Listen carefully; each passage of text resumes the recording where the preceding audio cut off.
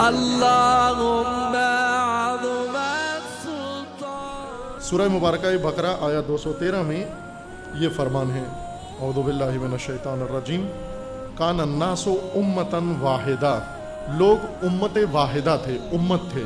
پہلے آغاز میں، تاریخ کے آغاز میں لوگ سب کے سب لوگ امت تھے، اور امت بھی امت واحدہ تھے. پھر اس کے بعد سورہ مبارکہ یونس میں ہے کہ لوگ امت واحدہ تھے، مختلف وجوہات سے ان کے اندر اختلاف پیدا ہونا شروع ہو گیا، یعنی امت کی شکل ان کی خراب ہونا شروع ہو گئی، اور امت کے بجائے قبیلے بن گئے، قومیں بن گئیں، برادریاں بن گئے، اور انجمنیں بن گئے، تنظیمیں بن گئے، تہذیبیں بن گئے، تمدن بن گئے. آہستہ آہستہ جوں جوں پھیلتے گئے زمین کے اندر، تو جو پیشے تھے وہ قومیں بن گئیں. جس طرح پاکستان کے اندر ہے، اگر کوئی بال کاٹتا ہے تو اس کو کہتے ہیں کہ یہ نائی قوم ہے. نائی قوم نہیں ہے، نائی پیشہ ہے، کام ہے، کوئی بھی شروع کر سکتا ہے. ایران میں سید بھی نائی ہیں، سادات آل رسول. افغانستان میں، باقی ساری دنیا میں آپ دیکھیں وہاں پر سارے کام کرتے ہیں. آپ کو بہت سارے سید ملیں گے، موچی کا کام کرتے ہیں، جوتے بناتے ہیں، وہ بھی سید ہیں.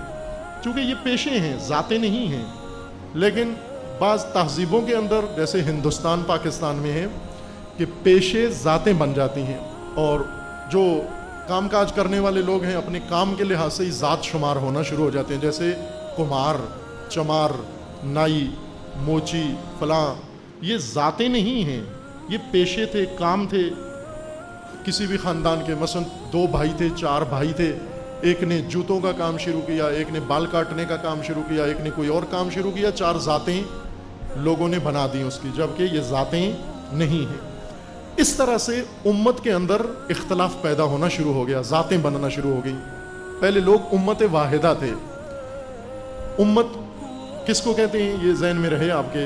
امت کے 3 اصلی رکن ہیں، توجہ کریں. امت 3 ارکان سے وجود میں آتی ہے. ایک، ہدف میں وحدت ہو، مقصد ایک ہو. دوسرا، مکتب ایک ہو. اور تیسرا، مسلک ایک ہو. یعنی مقصد میں جو لوگ اکٹھے ہو جائیں، اور اس مقصد تک جو راستہ جاتا ہے وہ راستہ ایک ہو جائے، اور وہ راستہ جس مکتب کے تحت، آئیڈیالوجی کے تحت طے ہوتا ہے، وہ آئیڈیالوجی اگر ایک ہو. یہ 3 چیزیں انسان کو امت بنا دیتی ہیں. ان کے علاوہ اگر انسان آپس میں مل بیٹھیں، زمین پر اکٹھے ہو جائیں، کسی رسم و رواج پر اکٹھے ہو جائیں، کسی پیشے میں اکٹھے ہو جائیں، ان کو امت نہیں کہتے، ان کو قوم کہتے ہیں، یا ان کو قبیلہ کہتے ہیں، یا ان کو پارٹی کہتے ہیں، ان کو حزب کہتے ہیں، ان کو انجمن کہتے ہیں. امت نہیں کہتے ان کو. اسلام رو قیام سید الشهدا حفظ کرده، جریانی است داره پیش میره در دنیا به رهبری حسین ابن علی صلوات الله علیه.